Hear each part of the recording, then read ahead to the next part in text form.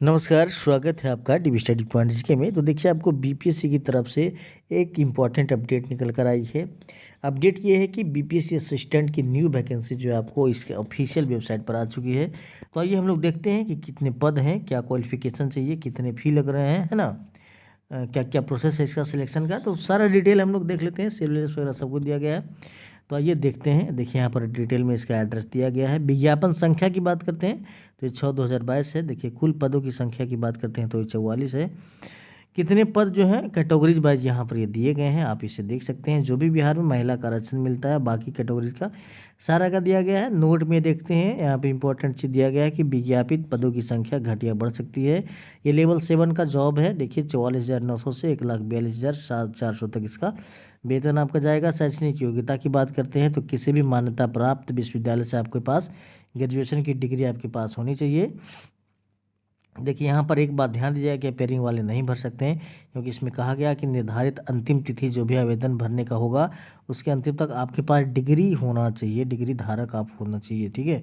उम्र सीमा की बात करते हैं तो एक की न्यूनतम जो अध्यापन आरक्षित पुरुष हैं तो 21 वर्ष और अधिकतम 37 वर्ष। ध्यान रहे, एज की जो गणना होगी 1/8/2022 को होगी। मतलब 1/8/2022 से पहले, मतलब वहाँ तक आपको 21 वर्ष होना चाहिए। यदि कम है तो भी नहीं, यदि उस डेट से आप 37 वर्ष अधिक हैं और अनारक्षित वर्ग में पुरुष आते हैं तो आप फॉर्म नहीं भर सकते हैं। उसी तरह से जो भी है, आप पिछड़ा वर्ग, अत्यंत पिछड़ा वर्ग है तो अधिकतम 40 वर्ष है, अनारक्षित महिला है तो अधिकतम 40 वर्ष है, अनुसूचित जाति, अनुसूचित जनजाति है, पुरुष महिला कोई भी तो 42 वर्ष अधिकतम है। ठीक है। चलिए, और इम्पोर्टेंट हम लोग देखते हैं आगे। चलिए, इम्पोर्टेंट पॉइंट हम लोग चयन की प्रक्रिया आप यहाँ से देख सकते हैं कि चयन की प्रक्रिया क्या है। ठीक है। तो चयन की प्रक्रिया देखिए कि आपको 2 चरण में परीक्षा 2 चरणों में आयोजित होगी। प्रथम चरण में आपको प्रारंभिक प्रतियोगिता परीक्षा का आयोजन किया जाएगा, मतलब पीटी और मेंस आपकी होगी। पीटी का जो एग्ज़ाम होगा, इसमें देखिए इंटरव्यू नहीं है, इंटरव्यू की कोई चर्चा नहीं की गई है। पीटी परीक्षा में आपका जो सिलेबस है आप यहाँ पर देख सकते हैं। पीटी परीक्षा में आपको देखिए टोटल 150 प्रश्न रहने वाले हैं, जिसमें आपको जीके का 50, साइंस और मैथ मिला के 50, रीजनिंग का 50। ठीक है। और सभी प्रश्न 1 मार्क्स के होंगे। 2 घंटा 15 मिनट का आपको समय होगा। और आगे देखते हैं, वो क्वेश्चन की जो भाषा होगी हिंदी अंग्रेजी दोनों में होगी। और यहाँ पर एक इम्पॉर्टेंट अपडेट इसमें देखिए दिया गया कि आप एग्ज़ाम में जो है बुक लेकर जा सकते हैं। 3 चीज़ का, क्या क्या चीज़ का ले जा सकते हैं आप, देखिए सामान्य ज्ञान का, एक मैथ का और एक विज्ञान का। ध्यान रहे कि बुक जो आपको एनसीईआरटी या बीएसईबी या फिर आईसीएसई बोर्ड का ही ले जा सकते हैं। ऐसा नहीं है टेक्स्ट बुक होना चाहिए, क्लास बुक होना चाहिए। ऐसा नहीं कि आप लुसेंट वगैरह कोई गाइड वगैरह ले जा सकते हैं, ऐसा अलाउ नहीं होगा। ठीक है। ये एग्जामिनेशन हॉल में आप जो भी है एग्ज़ाम हॉल में बुक को आदान प्रदान नहीं कर सकते हैं और बुक में आपका नाम वगैरह लिखा जाएगा। ठीक है, ये अपडेट है। पीटी परीक्षा का पाठ्यक्रम देखिए यहाँ पर दिया गया है। समान अध्ययन की बात करते हैं तो समान अध्ययन में जो है आपको क्या क्या रहेगा, देखिए जो भी आसपास की कहा जा रहा है कि वातावरण में समान जानकारी होना चाहिए, वर्तमान घटना भी होनी चाहिए, जानकारी होनी चाहिए, है ना। और इसमें जो भी है मतलब शिक्षित व्यक्ति की तरह अपेक्षा आपसे की जाएगी। जैसे कि आपको करंट अफेयर कराएगा, विषय वैज्ञानिक प्रगति हो सकता है, राष्ट्रीय अंतर्राष्ट्रीय पुरस्कार, भारतीय भाषाएं, पुस्तक, खेल खिलाड़ी, महत्वपूर्ण घटनाएं, मतलब करंट अफेयर का जो भी टॉपिक है। और जो भी आप पढ़ते हैं ना, हिस्ट्री वगैरह, पड़ोसी देश का इतिहास, भारत का इतिहास, संस्कृति, भूगोल, आर्थिक परिदृश्य, स्वतंत्रता आंदोलन, भारतीय कृषि तथा प्राकृतिक संसाधन की प्रमुख विशेषताएं एवं भारत का संविधान एवं राज्य व्यवस्था, देश की राजनीतिक प्रणाली, पंचायती राज, सामुदायिक विकास, पंचवर्षीय योजना, राष्ट्रीय आंदोलन है। ठीक है। तो इसमें सारा आ जाता है जो आप सीखे में पढ़ते हो। समाज विज्ञान और मैथ की बात होती है, इसमें स्तर जो होगी सभी 10th लेवल का होगा। इसमें देखिए समान विज्ञान में फिजिक्स, केमिस्ट्री और बायोलॉजी तथा यहाँ पर ज्योग्राफी की भी चर्चा की गई है। मैथ में आपका नंबर सिस्टम होगा, होल नंबर से आएगा प्रश्न, दशमलव से आएगा, है ना, फ्रैक्शन से आ जाएगा, है ना, ये सब डेसिमल वगैरह से आएगा। और गणितीय संक्रिया, परसेंटेज है, रेशियो है, एवरेज है ना, और इंटरेस्ट है, प्रॉफिट लॉस, ये सभी से आएगा। मेंसुरेशन वगैरह चार्ज नहीं है। रीजनिंग में भी आप देख सकते हैं जो आप पढ़ते हैं सारा चीज़ है। सदृश, समानता, भिन्नता, समस्या समाधान, विश्लेषण, दृश्य स्मृति, विभेद, अवलोकन, संबंध, अवधारणा, अंक गणितीय एवं तर्क शक्ति, अंक गणितीय, संख्या श्रृंखला, कूट लेखन एवं कूट व्याख्या। ठीक है।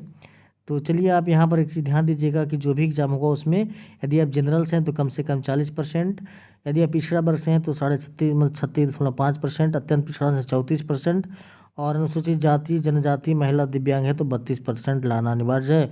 इसका मतलब ये नहीं कि आप इतना मार्क्स लेते आपका सिलेक्शन होगा, ऐसा नहीं है। ठीक है, यदि आप इससे कम लेके आते हो ना तो सीट खाली हुई हो जाएगा, लेकिन आपका सिलेक्शन नहीं होगा, कहने का मतलब होगा। चलिए मुख्य परीक्षा की बात करते हैं। तो मुख्य परीक्षा में देखिए यहाँ पर समान हिंदी होगा पहला पत्र, और ये भी बहुविकल्पीय है। बहुविकल्पीय मतलब आपको लिखना नहीं है, ठीक है। इसमें भी आपको MCQ भी रहने वाला है। इसमें कम से कम आपको 30 प्रश्न लेके आना है। इसका मार्क्स आपको मेरिट लिस्ट में ऐड नहीं होगा, बस क्वालिफाइड नेचर का ये होता है। इसमें भी 100 प्रश्न मिलेंगे, 1 नंबर का प्रश्न, सभी प्रश्न 1 नंबर का होगा, 2 घंटा 15 मिनट का समय मिलेगा। फिर देखिए आपको समान ज्ञान की बात करते हैं, तो जो भी आपका मतलब PT में सिलेबस रहा उस सारा इसमें भी वही मिलने वाला है, ठीक है। और चलिए आगे चलते हैं हम लोग। सारा चीज़ सिलेबस यहाँ पर दिया गया सेम चीज़ का, मतलब समान ज्ञान की बात करते हैं तो इसमें भी देखिए वही दिया गया है जो उसमें था।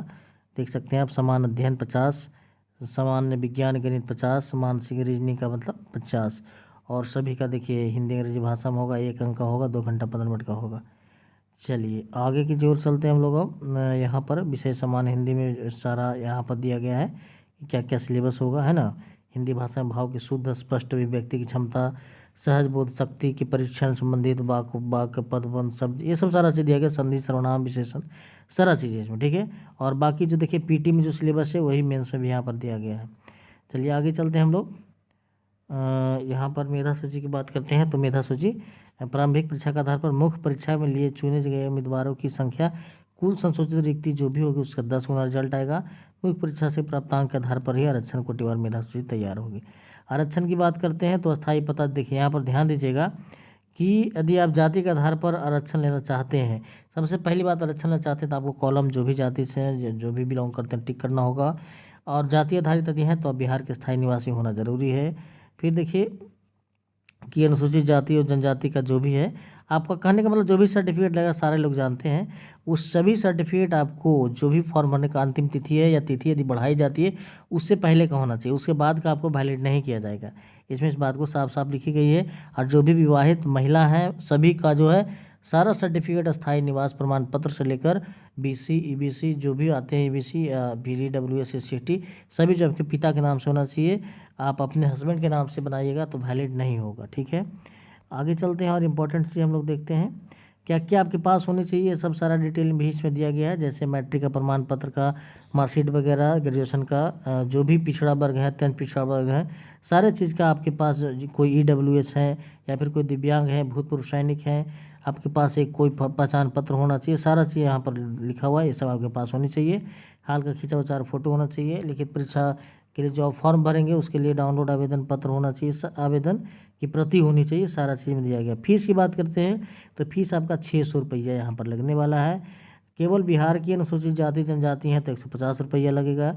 यदि बिहार राज्य के स्थायी निवासी के सभी आरक्षित और अनारक्षित वर्ग की महिला हैं उनको भी 150 रुपया लगेगा। जो दिव्यांग कोटे से हैं जो कि 40% से अधिक दिव्यांग हैं उनको भी 150 रुपया लगेगा, ठीक है। चलिए यदि अब फॉर्म भरने की बात करते हैं कि तिथि 7/9/2022 से भराएगा और 30/9/2022 तक का भराएगा। चलिए पेमेंट वगैरह का सिस्टम यहाँ पर दिया गया है कि कैसे करना है, ठीक है। और आगे दिया गया है सब नाम, फॉर्म भरने का डिटेल दिया गया है कैसे क्या आपको भरना है, आवेदक का नाम, पिता माता का नाम, सभी सब ढंग से आपको भरनी है। चलिए सुधार परिवर्तन हेतु प्राप्त बिंदु देखिए यहाँ पर आयोग का निर्णय।